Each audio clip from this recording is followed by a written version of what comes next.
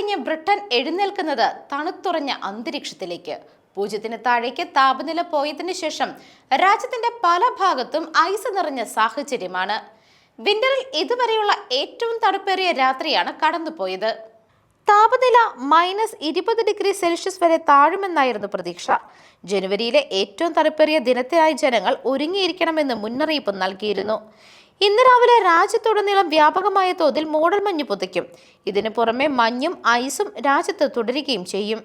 റോഡുകളിൽ ഐസ് വ്യാപകമായതോടെ ഗ്രിറ്ററുകൾ ഇന്നലെ പൂർണ്ണമായി പ്രവർത്തനത്തിൽ ഏർപ്പെട്ടു. യാത്രക്കാർക്ക് യാത്രാ ദുരിതം നേരിടേണ്ടി വന്നു.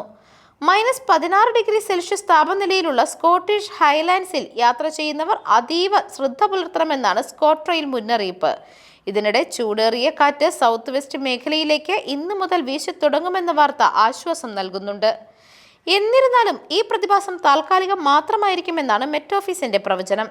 ഇതിനിടെ സൗത്ത് വെസ്റ്റ് ബ്രിട്ടനിലെ വിവിധ ഭാഗങ്ങളിലായി മഴയും ആലിപ്പഴ വർഷവും മഞ്ഞും പെയ്യുമെന്നും സൂചനയിൽ പറയുന്നു.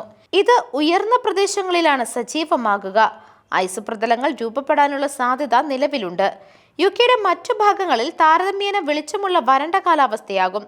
മെറ്റ് ഓഫീസ് 5 കാലാവസ്ഥാ മുന്നറിയിപ്പുകൾ നൽകിയിരുന്നതിനാൽ മഞ്ഞുവീഴ്ച, വിമാനങ്ങൾ റദ്ദാക്കാനും റെയിൽവേ ലൈനുകൾ അടയ്ക്കുവാനും നിർബന്ധിതമായിരുന്നു. News desk മെഗ്നവിഷൻ.